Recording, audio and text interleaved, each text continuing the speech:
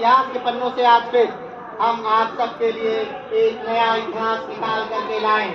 तो आइए जानते हैं इतिहास के पन्नों में आज की तारीख को आखिर कौन सी घटना घटी थी। 12 दिसंबर 1911 को भारत की राजधानी कलकत्ता से बदलकर दिल्ली कर दी गई। जैसा कि आप जानते हैं, जब अंग्रेज भारत में प्रवेश किए थे उस समय अगर सबसे प्रारंभिक राज्यों की बात करें तो उन्होंने बंगाल पर अपना आधिपत्य जमाया। धीरे धीरे बंगाल से उन्होंने अपने आप को बढ़ाया और फिर पूरे भारत में अपने आप को स्थापित कर दिया। कलकत्ता जैसा महानगर का निर्माण भी अंग्रेजों द्वारा ही किया गया था।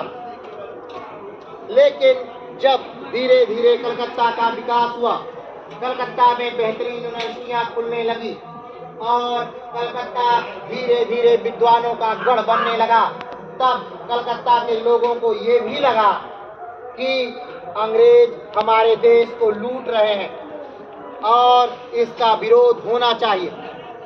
धीरे धीरे कलकत्ता क्रांतिकारियों की गतिविधियों का एक केंद्र बन गया, एक हब बन गया।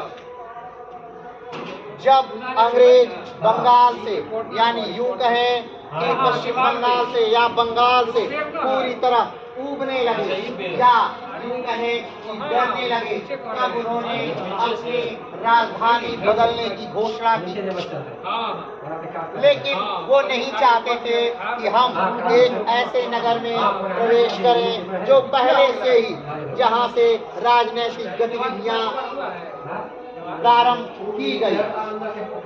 इसलिए उन्होंने दिल्ली की बजाय नई दिल्ली को अपनी राजधानी बनाने की घोषणा की और धीरे धीरे उन्होंने दिल्ली का विकास किया।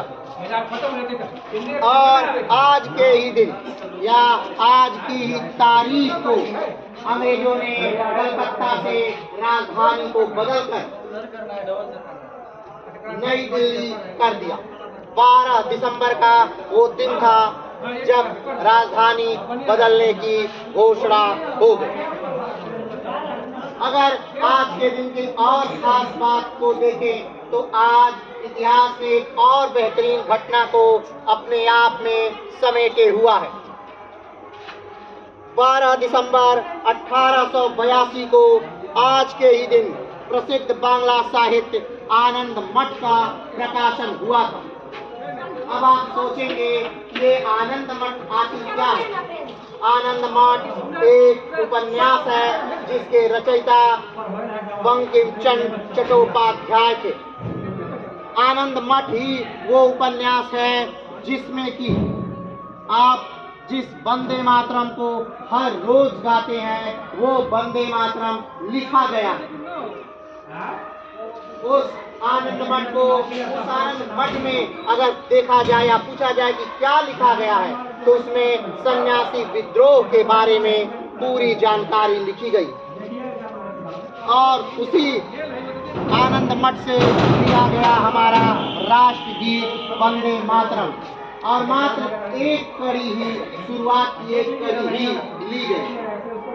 12 दिसंबर 1882 के दिन ही वो आनंद मठ नामक उपन्यास प्रकाशित हुआ था और धीरे धीरे आनंद मठ और उसमें लिखी वंदे मातरम पूरे देश के क्रांतिकारियों की आवाज बन गई। धीरे धीरे पूरे देश के क्रांतिकारियों को जब भी जज्बा मिला उन्होंने वंदे मातरम का नारा लगाया और ये वंदे मातरम उसी आनंद मठ से ली गई। तो इतिहास के पन्नों से आज के लिए इतना ही। फिर मिलते हैं एक नए इतिहास के साथ।